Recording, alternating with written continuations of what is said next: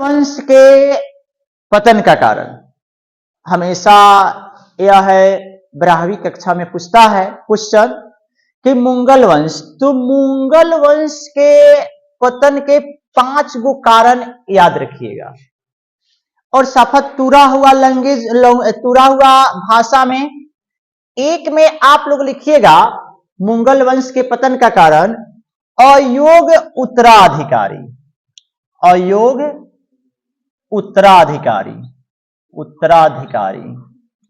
देखिए इसको थोड़ा डील करेंगे हम लोग कि मौर्य वंश, मुगल वंश के पतन का सबसे बड़ा कारण अयोग्य उत्तराधिकारी बना, क्योंकि औरंगजेब के मृत्यु के बाद कोई ऐसा राजा नहीं हुआ जो इतने बड़े साम्राज्य को, इस भारत पर जो मुगल वंश का राज था उसको सुरक्षित रख पाए या चला पाए, जिसके कारण यह वंश पतन के तरफ चला गया।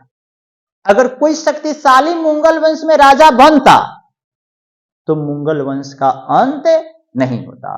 अब दूसरा है, आप लोग को बोलते हैं कि औरंगजेब का अत्याचार। दूसरा आपको बोलते हैं औरंगजेब का अत्याचार। औरंगजेब मुगल वंश का सबसे अत्याचारी राजा हुआ है। इसको आलमगीर बादशाह का उपाधि दिया गया है, आलमगीर बादशाह का उपाधि दिया गया है औरंगजेब को। इतना क्रूर शासक था कि आपको बोलते हैं कि अपने भाइयों का गर्दन काट के अपने बाप को तोहफा में दिया था शाहजहां को। बोलते हैं अपने पिता शाहजहां को कैद करके राजा बना था। तो मुगल वंश के पतन का 2 गो कारण हुआ। अब तीसरा कारण आप लोग देख लीजिए, तीसरा कारण आपको अंग्रेज का बढ़ता हुआ वर्चस्व। अंग्रेज देखे कि मुगल वंश कमजोर पड़ रहे हैं तो वह अपना दामन धीरे धीरे विस्तार करने लगे, बहुत सारे क्षेत्रों को अपने अधीन करने लगे, जो बोलते हैं कि मुगल वंश के पतन का कारण बना। अब चौथा कारण आप लोग देखिएगा, मराठा साम्राज्य का उदय। मराठा साम्राज्य का उदय। आपको बोलते हैं कि छत्रपति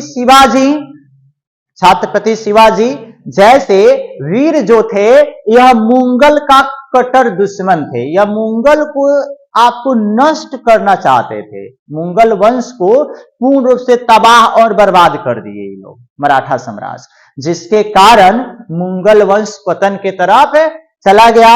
अब पांचवा कारण आप लोग देख लीजिएगा कि पांचवा कारण क्या था कि आपको खजाना का खाली होना। क्या था कि नादिर शाह का आक्रमण हो चुका था और लूटकर बहुत सारे वस्तु यहां से नादिर शाह लेकर जा चुका था 1739 में।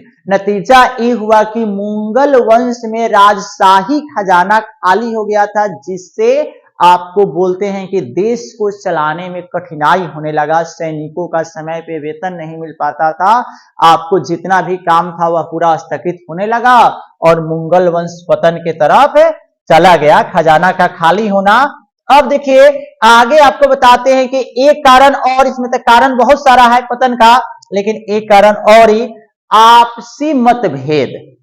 ये लोग राज्य के लिए, मुगल वंश का जो उत्तराधिकारी थे, राज्य के लिए आपस में ही लड़ने लगे, जो मुगल वंश के पतन का कारण बना।